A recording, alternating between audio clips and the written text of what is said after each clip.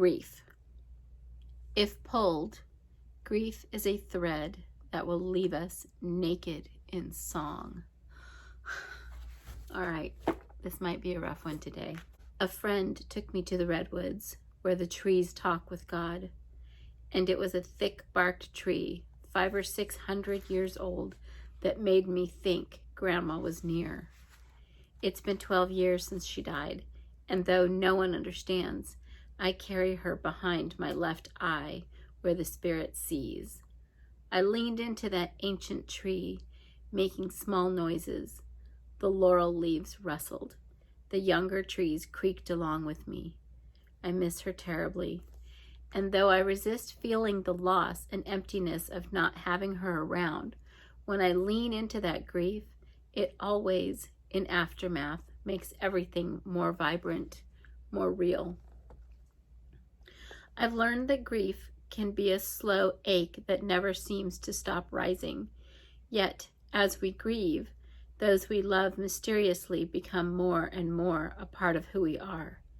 In this way, grief is yet another song the heart must sing to open the gate of all there is. In truth, there is a small one who suffers in each of us, an angel trying to grow wings in the dark, and as this angel learns how to sing, we lose the urge to hide. Indeed, when one heart speaks, all hearts fly. This is what it means to be great, to speak what feels unspeakable, and have it release what waits in us all. Ooh. You know when you hear a song and you just, sometimes you just feel it so hard, or a poem, just like this. But for example, I don't know what the album title was, but it was an Eminem. It was Eminem, and was it the Marshal Mathers? It might have been the Marshal Mathers CD. I don't know, but it was the one where, oh my gosh, I cannot remember the name of the song, but it was, it was about one of his fans writing to him and that he was feeling desperate, and he ends up stuffing his girlfriend in the trunk of his car or whatever. And back then I used to watch the 700 Club with Pat Roberts and stuff, and I loved that show. I felt like they did a lot of good around the world. But he started talking about Eminem and just totally degrading him and going on about how disgusting it was and what a misogynist this guy was and blah, blah, blah. Here's the thing he was missing. Do you know how many copies that record sold? I don't, but I know it was in the millions. And it wasn't just that one song. There was so much angst and anger and darkness and shadow on that CD, and it connected to so many people. So I'm listening to Pat Roberts rail on and on about this, and I'm like, whoa, hold up, holy man. This is probably when I quit watching that show.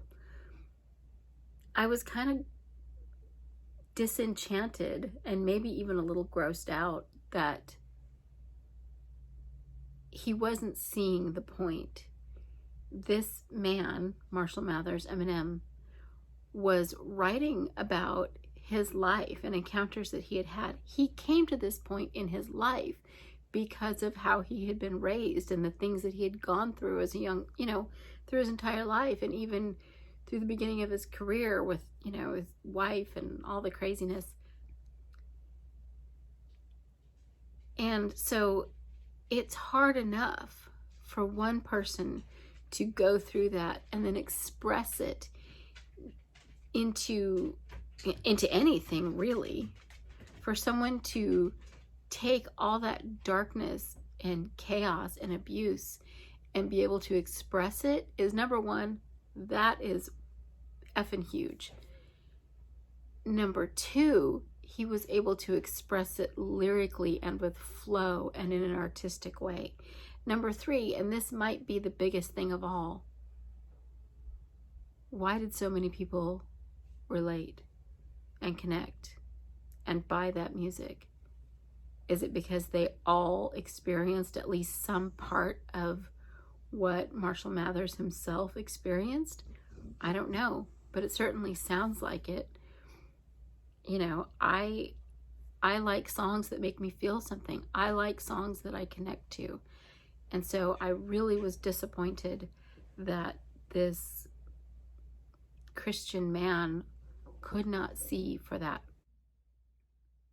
I was so disappointed in Pat Roberts at that moment, and that he had the charismatic sway to influence people against not only Marshal Mathers himself, who was hurting probably still at that time, but to the millions of other people who were hurting just as much. That kind of devastated me. That kind of blew me away. And like I said, I was pretty deep in the church at that point. And that kind of, I was like, wait a minute. Aren't we Christians? Aren't we supposed to love the unlovable? Aren't we supposed to pour our grace out onto people who are hurting and not anything like us? Isn't that what being a Christian is? It's not just following Christ. Well, it is following Christ, because that's what Christ did. Christ wouldn't have friggin' thrown Marshal Mathers out. He would have been like, come on, buddy, and taken him in and touched his life and changed him forever. And I just was so heartbroken and disappointed. And I do believe that may be one of the last times I ever watched the 700 Club. I was just sad. And I felt like this collective hurt. So anyway, but that's, and so, okay. And here's another thing. I have never really liked country music. Now, I like old country music. You know, give me some give me some Patsy Cline, give me some Willie, some Hank, some Waylon, you know, kind of all the old stuff. Fair and Young, things like that. But like, my parents used to go to this place called Denim and Diamonds in the 80s. And so it was like that 80s, really super sappy coming out of the 70s cheating era, you know, country music. I didn't love all that so much. And whatever most of what's going on out there right now that is being played on country radio, even my kids, like, they don't really have an understanding, and they're like, this doesn't sound like country. And a lot of it's not. There is some good country out there.